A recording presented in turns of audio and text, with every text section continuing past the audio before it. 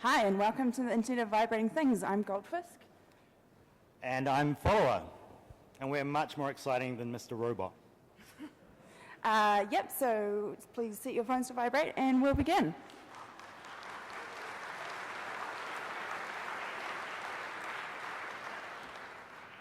So before we get started, we just want to cover some content advisory. Our goal with this talk is to create an inclusive and safe environment for us and you to learn more about sex and technology and how they interact. There are no sexually explicit descriptions or images in this talk, and although we do mention some legal aspects. And our focus is on the technology aspect, and when you're talking to people after the talk, please ensure if you're talking about things that aren't related to the technology that you have their consent and they're comfortable having that conversation with you first. All right, so Bluetooth. It's in your phone, it's in your smartwatch, your Fitbit, your doorbell, your door lock, your mouse, your keyboard. It's everywhere. Is it not? Yeah. I just stand there. So Bluetooth devices are everywhere. They're in your Fitbit, your phone, your laptop, the lock on your door, your doorbell. They're everywhere, and a lot of people aren't really aware of the security around this. So it makes sense that adult toys are going to have that technology too. Generally, Bluetooth internet-connected devices are vibrators because that's sort of the techie part, and increasingly they're becoming associated with mobile apps as well, so there's the internet connection through that. What could possibly go wrong with that? Security, more like sex security, am I right? It's just a laugh, right? It's just sex toys, like, you know, who actually uses those anyway? So a lot of people have that attitude, and one of the things that we wanted to cover is what's actually at stake, because it's all very well and good to make jokes about it, but as one manufacturer talks about, they have over 2 million people using their devices. So what's at stake is 2 million people, and that starts to become like, hey, this is about people, it's not just a joke. And that's just one of the manufacturers. All right, so the immediate thing is, what if you could hack into someone's device and control their toy? You turn it on, you make it do whatever you want. That's sort of the immediate thing that comes to mind. And a lot of people in the past have said, hey, this isn't really a serious issue, or if I hack up a vibrator, it's just for fun. But if you come back to the fact that we're dealing with people here, then in fact, unlawful control of a device like a vibrator actually counts potentially as sexual assault because it's unwanted sexual content. There's not really much legal precedent for this kind of thing because in terms of remote controlling devices, so this is definitely an interesting area. So there's a spectrum of what we call intimate devices. If you have someone that can control your light bulb, it's annoying, but it's not something that's particularly intimate to you. But once you start moving into devices like vibrators, or at the far end, something that's connected to your life like a heart pacemaker, then you start to get a bigger picture of why the issue of security in these areas is particularly important.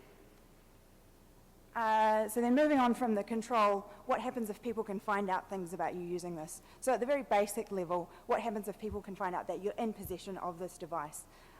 Particularly in certain places, it's illegal to own a sex toy, and it is a criminal charge. And in some places, there is a legal precedent of the possession of sex toys causing a legal charge. And it's not just overseas either. In the US, Alabama is one state that bans sex toys. There's a town in Georgia that does as well. The situation in Texas is a little bit confused. Up until very recently, there was a ban in place. Things we've seen have said that it was declared unconstitutional, so it doesn't apply, but it still appears in the code when we went to look at it. Right, and then getting into an even wider sense, what sort of information can a device like this generate about you? So there's all kinds of different data. There's your temperature, your session information. There could be other potential sensors. We just looked at one product in particular, but a whole lot of different sensors generating all this personal information about you. And a lot of apps have audio and video chat associated with that. So when we started out with this research, we were wondering, what are the potential exploits or vulnerabilities that a third-party hacker could take advantage of? But then when we looked more closely, it actually turns out you might be more concerned about what the manufacturer is doing and what they're doing with your data. So this is the Standard Innovation Corporation, and they're the manufacturer of the WeVibe device that we looked at. And so do you want these people looking at your own temperature data potentially, or real-time data as you use the device about what patterns you like or what intensity you like? And what are the implications of who they're going to give that data to?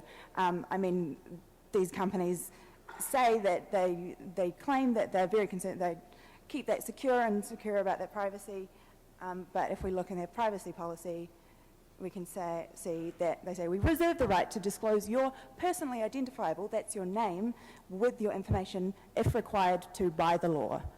And there's a bit of not much clarity about what if it's not required by the law, but they have other reasons to.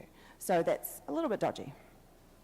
And so one of the things is that people can make the argument, well, you know, usage data collection is just a standard part of mobile apps these days. And we want to question that assumption and say, you know, if you're making devices that are controlled by mobile apps that are of a more intimate nature, maybe you should consider whether you should be collecting that information in the first place. Because if the information isn't collected, then it's not vulnerable to either security releases or legal enforcement of release of data. So this is the specific product that we looked into and had the hardware for. It's wearable, so you can wear it under your clothes, can be controlled either with a remote or with, and has 2 motors, and so it's Bluetooth connected to your phone or the remote. And what do you know, it turns out this device does send information back to the manufacturer. So the temperature data comes from, as we understand it, a thermistor inside the device itself. Ostensibly is related to monitoring the temperature of the motor, but we also determined that it is affected by like contact with the human body, so at a minimum you can determine probably whether or not a device is in use, even if it's not actually active. So this is sent once per minute. And the mode intensity data, which is the pattern that you're in and how strong it is a real-time event. And so the manufacturer is currently collecting real-time data on how all of their customers are using their devices. So if you're using this specific device, what are the things you can do to avoid this? You can use it as a dumb vibe. It has one control button on it. You can use the remote control, which isn't sending data. You can use the app if you're not connected to the internet in any way. Even if you're communicating using that device with a partner over the internet, it's automatically sending data. But even if you're not doing that, if you are connected to the internet, it is sending data. Or you can block access using the firewall. Or you can use this tool that we've made. Using Web Bluetooth, we've made the Weevil Connect, which has basic functionality to use the Vibe directly from your Chrome browser on your phone. And so you can either use a hosted version of Weevil Connect, or you can also run it locally. And all Web Bluetooth connections have to be over an SSL connection. And so we can't promise you that we're not doing something nefarious, but you can at least check out the code and see. But this is, that's approaching the solution from the technological end. We're also wanting to approach it from the wider societal end as well. And so in light of that, we're announcing the private play accord. And so the goal with the private play accord is to protect the privacy of people who are using devices like these.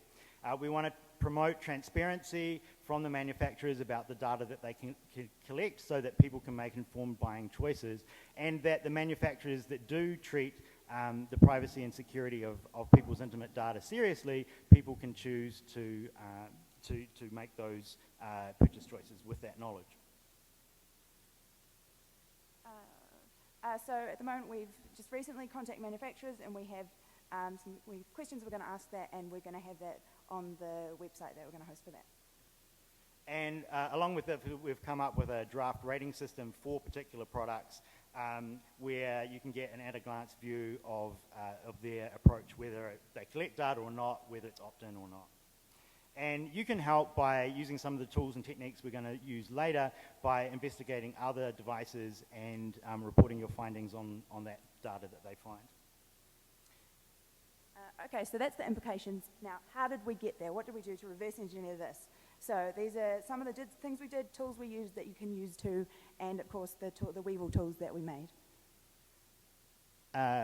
Goldfisk, what about people sitting in the audience who say, I don't know anything about reverse engineering, I could never do this? Well, that's fine, because I didn't know anything about reverse engineering.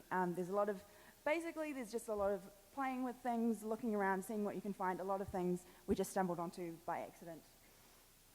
So yeah, curiosity is definitely your most useful tool when it comes to reverse engineering. So we generally start with three questions. What does the device do? How does it do it? And then how can we control it once we know that information? So again, this is the WeVibe 4 Plus. We had the hardware for this, but you don't actually need the hardware of a device to do Internet of Things reverse engineering. You can do a whole lot from what's already on the internet. So this is the WeConnect. This is their mobile app that comes with it that you can control your device from. So when you're connected with a partner, there's a Bluetooth link between the Vibe and your phone. Interestingly enough, there's not a lot of reliability in Bluetooth LE connections in these devices because it turns out that humans make excellent Faraday cages. So you have connections from the phone going to the server from the manufacturer and then back out to the phone of your partner. And finding the statistics API information, which was what's reporting back the temperature and other information, we found using an MITM proxy tool, which performs and enables you to have a man-in-the-middle view between the app and the back-end server. Now, if you're familiar with Pokemon Go, they had the same issue that this manufacturer has, which they didn't implement certificate pinning, and if they had, then that would have made it more difficult to impersonate the back-end server. All right, so the first approach we can take is hardware. Any device that's sold in the US that transmits radio frequency is required to be registered with the FCC to be sold. In other jurisdictions, other certification boards are there. And part of the process is you have to submit a bunch of documents describing how your device works. And it includes internal photographs, which sometimes are really terrible and sometimes actually quite useful. So the one on the right is the board from inside the Vibe, and the one on the left is from inside the remote. And so from looking at this, we discovered they use a Texas Instrument chip, and it's a really old architecture, 8051, which is often used in really cheap control situations, and then they have a Bluetooth stack associated with that. The compiler that you need to use is a mere $3,000, although there is some effort with SDCC to support the Bluetooth stack and the chip. There is some evidence that there is the potential for over-the-air firmware updates because there's strings in the app about it, but there was no functionality that we identified in the app that could perform over-the-air updates at this stage. Of course, the FCC doesn't show and share every document that they receive to the public. It's possible for a manufacturer to say, hey, we'd like you to keep this confidential, but sometimes the FCC makes mistakes. And so we discovered that in a later model, the certification, the request to keep this document confidential somehow slipped through. So if you're looking at a device, definitely check out the FCC site for the documents you're supposed to have, and sometimes you might get a bonus too. Oh yeah, and don't do drugs, because if you have a drug conviction, FCC certification is considered a federal benefit, and so you can't get a certification. Okay, what else can you do without actually having this device? You can look on the internet, other people who have taken apart your very expensive device so you don't have to. This is a Reddit account associated with another manufacturer who do really interesting teardowns of adult toys, and you can see the two motors and the board and the battery in there. And this is our remote. It was more disposable, so we took that apart and had a look inside. So we know now from the chip and from the specifications that this device is controlled with Bluetooth Low Energy or Bluetooth Smart. So how can we communicate with that? The great thing about Bluetooth Low Energy is that it's a set of standard profiles, so that means that we can interact with the device through in standard ways by interacting with the standard profiles. So we have each peripheral device, so the central is your mobile device or the remote. Each peripheral device has a series of services. Some are standard, like battery level, but some specified by the person making it, and within those you have characteristics which you can use to read or write to the device. So we used an app called Nordic Connect. So this is just on our mobile device. We didn't have any extra hardware or anything. We can open it up, connect. And this is the WeVibe 4 Plus, which for some inexplicable reason is named Cougar. Yes, all of them. But none of the other devices, just the 4 Plus, for some reason. So we find here at the bottom some generic services, and then at the bottom an unknown service, which then you can see has two unknown characteristics. And we find out later that one of them is the control and one of them is the status characteristic. Hey, Goldfisk, we should try sending some data to that device now that we know the service and characteristic, but how will we know what data to send? I don't know, that's really weird. We could just send random data, but that would take a very long time. So what we can do, we can take, either you can use man in the middle to find out what your device is sending, or you can use Android logs to find out what's being sent over Bluetooth sniffing to find out what's being sent between either the remote and the device or your mobile thing and the device. Or there's some Android logging functionality seeing what's being sent, but the approach that we took was getting the APK, which is the format that Android apps are distributed in. We're just looking at Android. So you can get that and decompile that and have a look at what's inside. So this is what we found. Sync pulse command has an integer array. That looks suspiciously like something we could send over Bluetooth. And if we send it over Bluetooth, what happens? It vibrates 3 times. So this is awesome because we know we've communicated with the device in a functional way. We've actually talked to it and told it to do what we want. Now we just have to figure out how can we do that better and how can we do interesting things with that. So it turned out that the data that's transmitted is always 8 bytes long, and the first byte determines what the command is, and so there's a variety of different commands that the Vibe obeys. Now, obviously, we could stick with using a generic app, and the Nordic app is pretty cool. It allows you to save values to send and stuff like that. But we also wanted to create some software that would run on a desktop machine. So we discovered that Node has the best Bluetooth LE support. I guess it's the new hotness or something. So we used a library called Noble for controlling the device. And there's another library called Bluno, which you can impersonate the device so you can simulate the device on your laptop and connect to it with the mobile device. Or for the remote, it's slightly different. There's some things going on there, but you can connect to it and it thinks it's the device. So that meant that we could have a connection with the app, and then every time we pressed a button or used some functionality in the app, it would send the data to what it thought was the device, and then we could see what the device was expecting to receive, so we could then send that ourselves.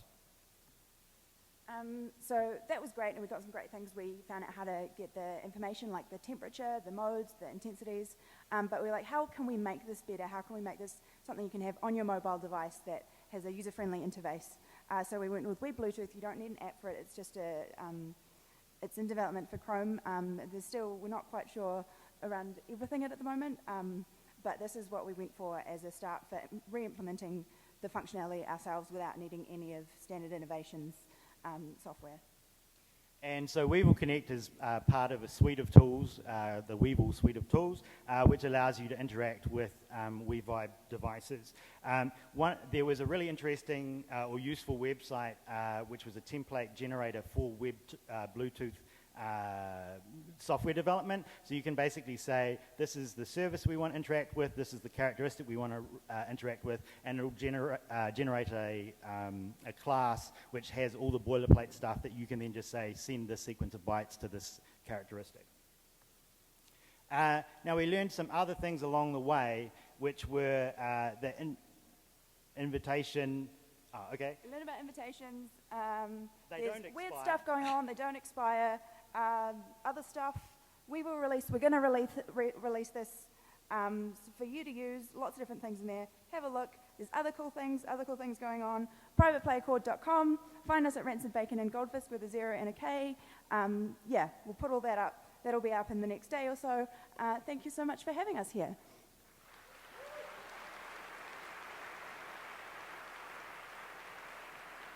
Okay.